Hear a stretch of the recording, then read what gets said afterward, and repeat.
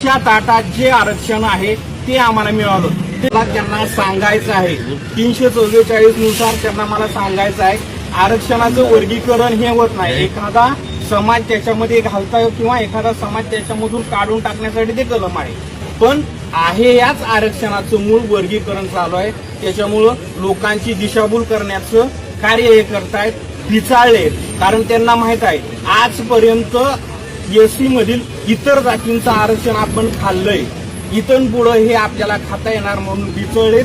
त्या माध्यमात बघा हा बायल्या समाजाची किती मोठी दिशाभूल करतोय. हा सांगतो 344 कलम हे एससीच्या आरक्षणासाठी आहे.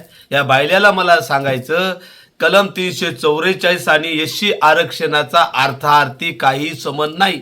भारतीय संविधान भाग 17 राजभाषा आर्टिकल 344 हे राजभाषेसाठी आयोग नेमण्यासाठी हे कलम आहे. पहिल्यांदा लक्षात घे येडपटा.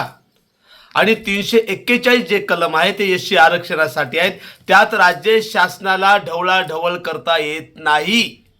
हा म्हणतो अगोदर बौद्धांनी आरक्षण खाल्लं, पुढे हे आरक्षण खाण्यासाठीच हे धडपड करतात.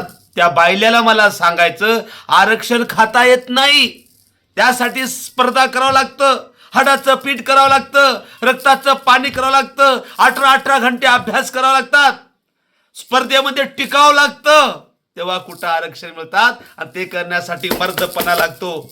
गांडूला ते होत नाही.